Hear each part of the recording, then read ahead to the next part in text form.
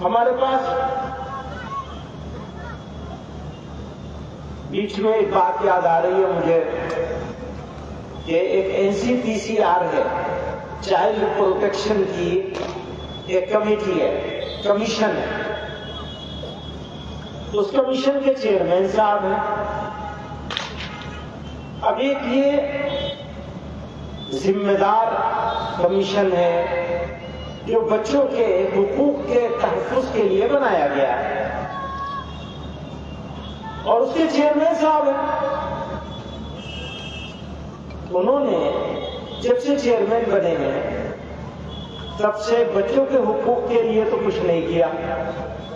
البتہ اسلام، مسلمان اور مدارس اسلامیہ وہ انہوں نے ان کو قبض میں مبتلا کر رکھا ہے. پیٹ میں تکلیف ہے اور درد بھی ایسا ہے کہ اس کی مروڑ اٹھتی ہے ان کو بیچاروں کو، اور اس مروڑ میں وہ اپنی بات بھول کر دوسری بات کرنے لگتے ہیں.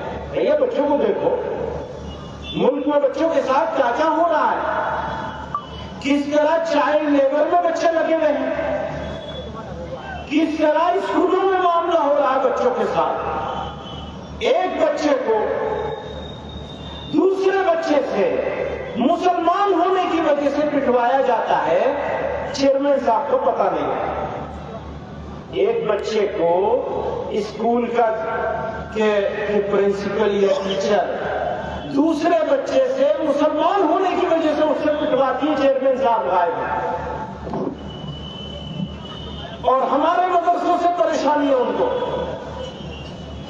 ہمارے مدرسوں سے ان کو پریشانی ہے. میں انہیں کیا کہوں، کہیں کیا ہوں میں؟ سنے گا کون میری چاک دامانی کا افسانہ. یہاں سب اپنے اپنے پیرہن کی بات کرتے ہیں. ان کی باتیں سنو. ان کی پچھلے دنوں ایک تقریر آئی، ان کی باتیں سنو تو ایسا لگتا ہے مسلمانوں کو گالیاں دے کر اپنی ملائی کاٹ رہے ہیں. بس فیشن بن گیا. سب سے آسان کام ہے مسلمان کو اسلام کو گالی دینا.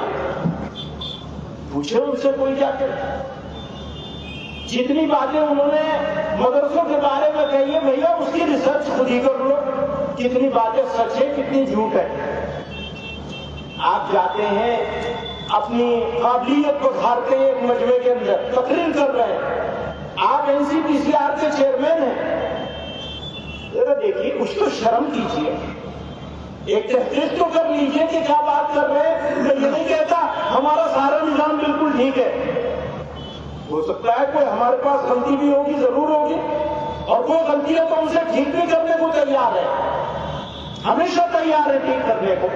مان لیا ہمارے مدرسے میں کوئی ایسی چیز ہو رہی ہو، ہمارے مسجد میں کوئی ایسی بات ہو رہی ہو، ہماری جمعیت میں کوئی کام غلط ہو رہا ہو، ہماری تقریر میں کوئی کام غلط ہو رہا ہو، ہماری ٹریننگ میں کوئی کام غلط ہو رہا ہو، ہم ٹھیک کرنے کے لیے ہمیشہ تیار ہیں اور سب کو ٹھیک کرنے کے لیے تیار رہنا چاہیے. لیکن چیئرمین صاحب بیچارے تحقیق بھی نہیں کرتے، تقریر کو تقریر لگائے گئے. اب انہیں کیا کہیں گے؟ جاہل کہیں؟ وہ ہم کہنا نہیں چاہتے، اپنا منہ نہیں خراب کرنا چاہتے، گندا نہیں کرنا چاہتے. ساری گندگی تمہیں مبارک، ساری جہالت تمہیں مبارک. میں نہ گندی بات کرنا چاہتا ہوں، نہ گندگی پھیلانا چاہتا ہوں، اور نہ جہالت میں جانا چاہتا ہوں. تمہیں تمہاری مبارک ہو، جس جو تمہاری حیثیت ہے وہ تم کر رہے ہو. بنا دیا ایسے لوگوں کو چیئرمین، تو کیا کریں گے آپ؟ بھائی کسی پڑھے لکھے آدمی کو، سمجھدار آدمی کو بنایا ہوتا جو ملک کو بنانے کی فکر کرتا، جو قوموں کو جوڑنے کی بات سوچتا، جو واقعی اصلاح لانے کی فکر کرتا، جو واقعی چیزوں کو ٹھیک کرنے کی فکر کرتا. جب کوئی واقعی ٹھیک کرنے کی فکر کرے گا تو وہ اسکول کو بھی دیکھے گا، کالجوں کو بھی دیکھے گا، سڑکوں پر پھرنے والے بچوں کو بھی دیکھے گا، بھیک مانگنے والے بچوں کو بھی دیکھے گا. ان کی آنکھ کے نیچے بچے بھیک مانگ رہے ہیں، منگوائی جا رہی ہے، ان کو ہوش بھی نہیں، ہوش بھی نہیں، تو مزے میں ہے.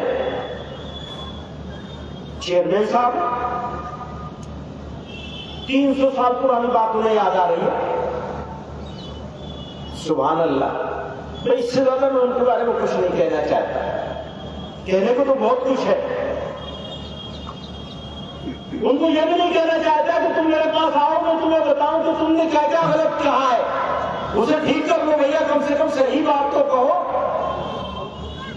वो भी नहीं कहना चाहते, वो इस काबिल भी नहीं है चेयरमैन। तो काट लो मलाई। वो अच्छा जुमला मैंने कहीं पढ़ा, किसी सामने लिखा, गालियां देके मलाई काट रहे हैं। बस आसान है, पढ़ना नहीं पड़ेगा, लिखना नहीं पड़ेगा, रिसर्च नहीं करनी पड़ेगी। सही बात है। वो दिल में एक नफरत है, कैसे उसका इजहार करेंगे। वोट बेदारी की बात आई, मैं वोट देने की बात नहीं करता, लेकिन वोटर लिस्ट को सही करना और उसको सही करवाना यह आपकी जिम्मेदारी है, हमारी जिम्मेदारी है। अगर उस जिम्मेदारी को हमने अदा नहीं किया आज की तारीख में, तो हम मुजरिम होंगे। समझ लीजिए, ये जुर्म हमारे ऊपर आएगा। नस्लें माफ नहीं करेंगे। आपको बेदार होना है, कुर्बानी देनी है, जिद्दोजहद करनी है, कोशिश करनी है। कोई एक बच्चा बच्ची जो उम्र हो चुकी है और उसको इंक्लूड होना है उस लिस्ट में, तो बचना नहीं चाहिए।